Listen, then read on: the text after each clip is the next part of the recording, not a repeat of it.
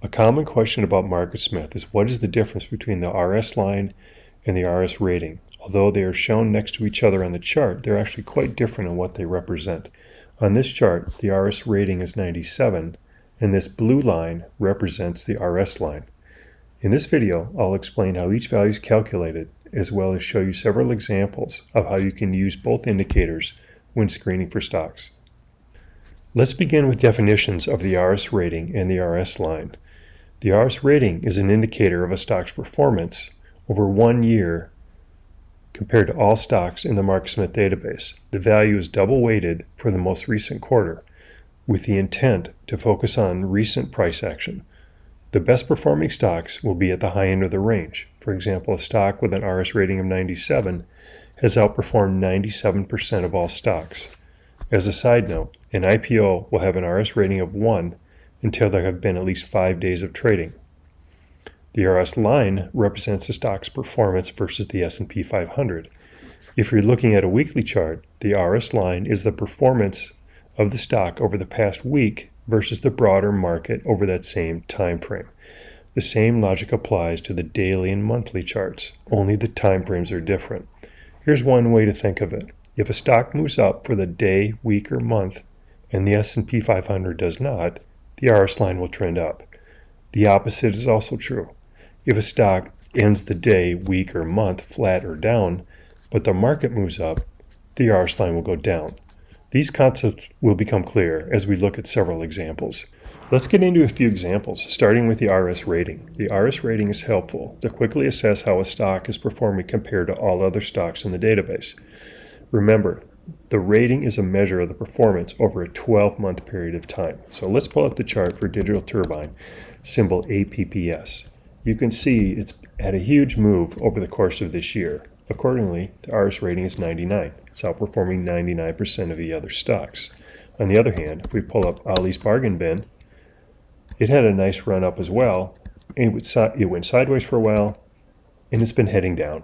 The RS rating at this point is 50. One of the nice features of the RS rating is that it can be used in a custom screen.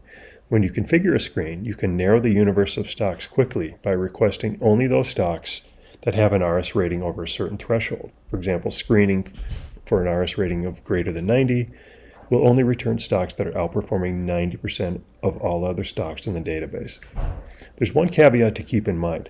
Given the RS rating is calculated as an average over a 12-month period, if a stock has a big move up or down over the course of a day or even a week, there may be little impact on the RS rating. Let's look at an example. If I pull up Overstock, OSTK, and I go to a daily chart, notice here in the upper right, the stock for the last trading day was down 9.46%. However, the RS rating is still 99, and this is because this one down day is only one of the values over a 12-month period that is used to find the average. Now contrast that with the RS line. Right here you can see the RS line went down for that one day, and that's because it underperformed the S&P 500. Let's move our focus to the RS line. This is my go-to technical indicator.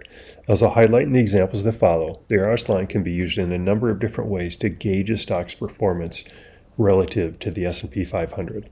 Let's start by looking at the overall strength of a stock by using the RS line. So for example, if we pull up Square, notice here the strength of the RS line over the course of this year.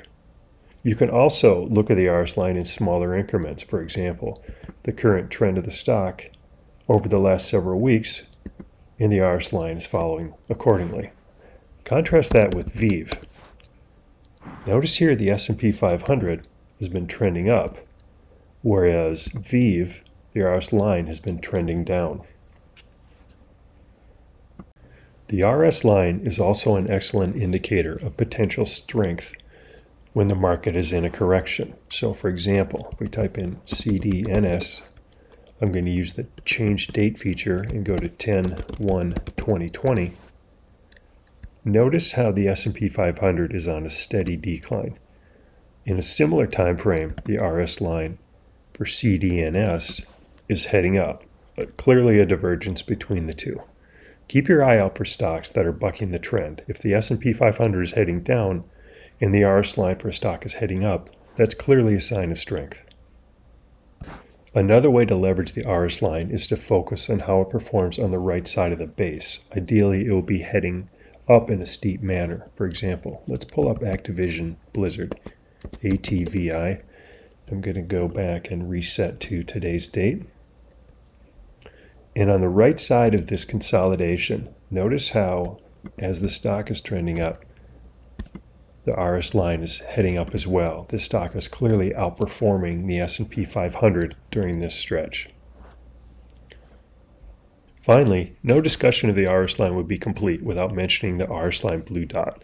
Whenever you see a blue dot next to the RS line, this is an indicator that the RS line hit a new high, while the stock is either breaking out or forming a base.